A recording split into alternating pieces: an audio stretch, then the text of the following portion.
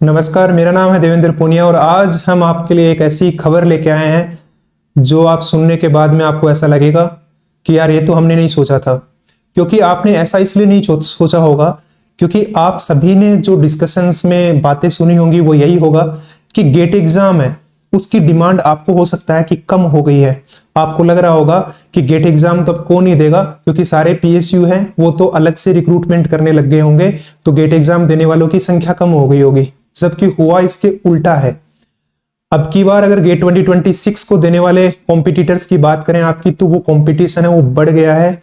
Number of aspirant जो exam में appear होने वाले हैं उनकी संख्या है वो बढ़ गई है। गेट एग्जाम की डिमांड है वो बढ़ गई है। अब ऐसा क्यों हुआ, आपके मन में ये सवाल पैदा हो सकता है।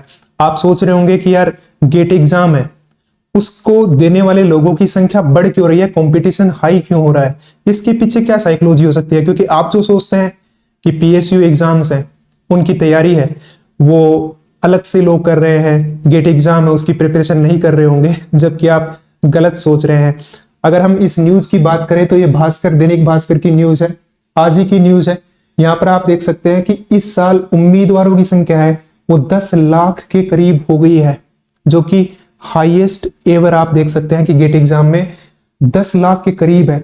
वो अब की बार कॉम्पिटिटर्स आपके हो गए हैं। टोटल गेट एग्जाम सारी ब्रांचेस में 10 लाख के तकरीबन पहुंच गया है। कंप्यूटर साइंस और सिविल है, इसकी डिमांड अब की बार ज्यादा है, तो इनका पेपर है वो 2 शिफ्ट में होने वाला है। अगर आप यहां पर शेड्यूल की बात करें तो आपको यह बात पता होगी कि गेट एग्जाम आईआईटी गुवाहाटी अब की बार ऑर्गेनाइज करवाने वाला है और उसने अपना शेड्यूल है वो जारी कर दिया है, जिसमें 7, 8, 14 और 15 फरवरी को ये एग्जाम है वो वेरियस ब्रांचेस के लिए होने वाला है। सिविल और कंप्यूटर साइंस के लिए 2 स्लॉट रखे गए हैं और सुबह शाम की शिफ्ट रखी गई है, सुबह 9:30 से 12:30 और दोपहर को 2:30 बजे से 5:30 बजे है वो आपका टाइमिंग है वो रहने वाला है। अगर हम गेट एग्जाम के देने वाले 3 सालों के आंकड़े देखें यहां पर आप, तो 2023 में ये आंकड़ा 6,68,000 था, 2024 में 8,26,000 था, 2025 में 9,36,000 था। तो आप यहां पर देख सकते हैं कि अब की बार ये आंकड़ा है ये 10 लाख के करीब पहुंच गया है, 10 लाख से भी ये क्रॉस हो गया है। ये आप देख सकते हैं 10 लाख के करीब पहुंच गया है। तो कंपटीशन आपका टफ हो गया है।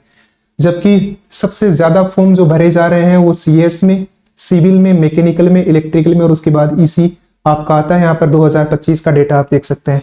बट मेन सवाल जो आपके मन में होगा वो है कि क्यों हुआ ऐसा, गेट एग्जाम की डिमांड है वो दिन ब दिन बढ़ती क्यों जा रही है, लोग गेट एग्जाम क्यों देना चाह रहे हैं। इसके पीछे रीजन कोई और ही है, जो न्यूज में मेंशन किया है वो आपको हम बताते हैं। गेट स्कोर के आधार पे बढ़ रही है पीएसयू में भर्ती, एमटेक में बढ़ रही है मांग।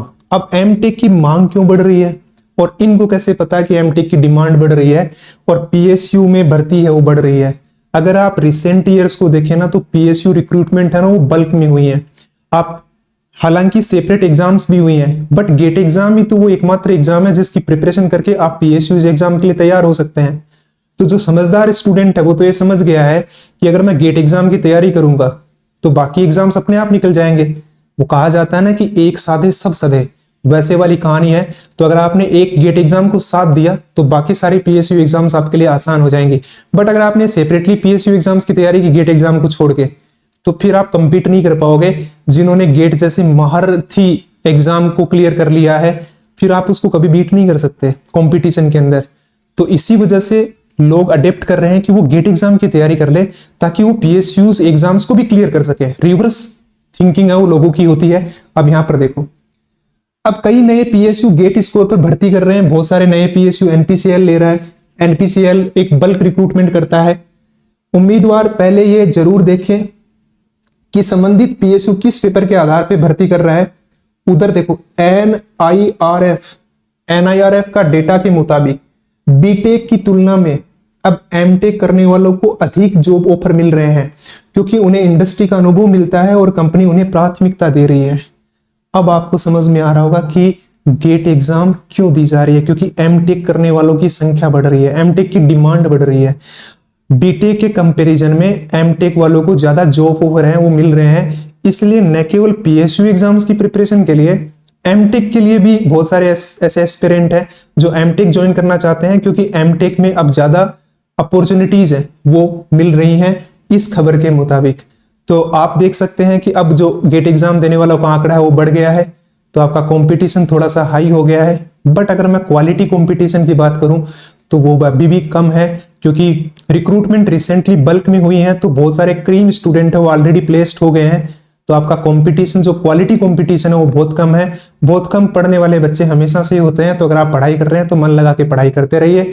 और अगर आप गेट एग्जाम की तैयारी करना चाहते हो तो Unacademy is the best platform, जहां पर आपको इंडिया के टॉप एजुकेटर्स एक ही प्लेटफॉर्म पे मिल जाते हैं। स्ट्रक्चर्ड बैचेज, स्ट्रक्चर्ड प्रिपरेशन आपको करने को मिलती है।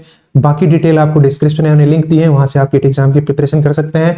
तो ये खबर हम आपके लिए लेके आए थे। मिलते हैं एक और नई बेहतरीन न्यूज के साथ, एक बेहतरीन अपडेट के साथ। तब तक के लिए bye, take care, let's crack it.